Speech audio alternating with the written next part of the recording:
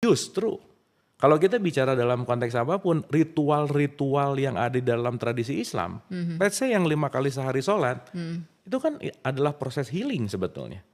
Iya, walaupun itu dikenal sebagai pilar Islam kan. Pilar Islam, karena segala sesuatu akan menjadi Islam. Islam itu kan damai. Iya. Kedamaian terjadi ketika jiwanya tenang.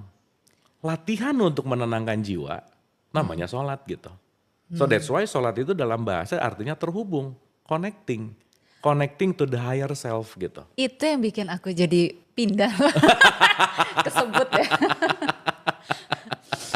Gitu ceritanya. Iya, di tengah kegalauanku mencari ketenangan itu gitu, aku mencoba untuk melakukan sholat dan disitulah aku mendapatkan kedamaian saat benar-benar sendirian. Betul, betul. Tapi Mbak, aku mau relate kan sama, kan relate nih ya.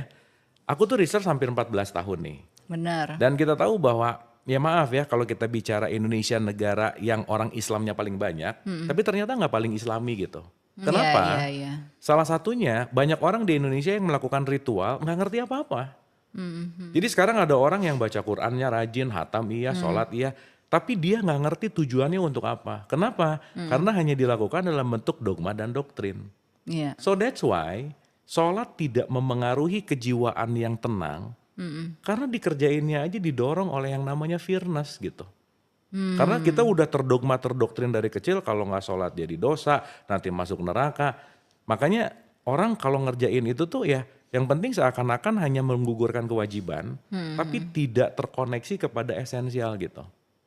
Itu yang terjadi dalam konteks ya based on researchnya Abu gitu ya. Nah sehingga tidak ada korelasi antara sholat itu kan sholat itu kan jembatan bukan tujuan. Iya. Makanya kan kalau di dalam Quran tuh ada kata-kata utsluma uhiya ilaika minal kitab wa aqimi sholat, dan ini part yang paling menarik. Inna sholata tanha anil fahsya'i wal munkar. Sholatmu itu mencegah perbuatan keji dan munkar. So kalau sekarang let's say kita ngegosip kan keji ya. Sebelum zuhur ngegosip, habis zuhur ngegosip. Berarti sholatnya nggak sadar. Lawan kata sadar namanya mabuk. Maka janganlah kamu sholat dalam keadaan mabuk.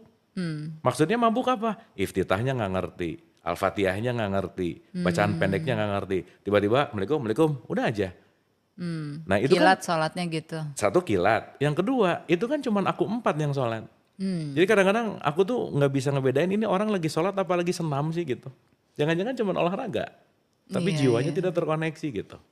Makanya ada satu statement juga bahwa fawailul lil musholin, celakalah orang yang sholat.